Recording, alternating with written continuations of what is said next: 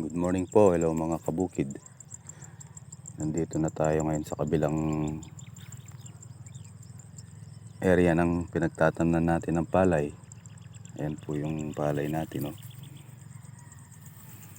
Ito yung inisprayan natin ng herbicide para sa pilapil nung naarang araw. Ayan po yung pilapil, patay na po yung damo niya. Ayan, oh.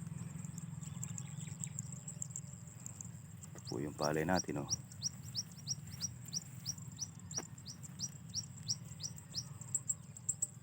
Ito ay nasa 72 days from direct seeding po. At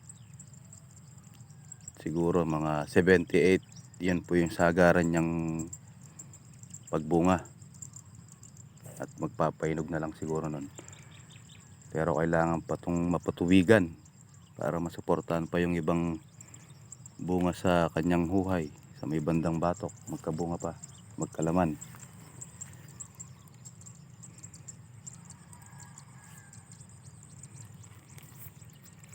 Doon tayo banda.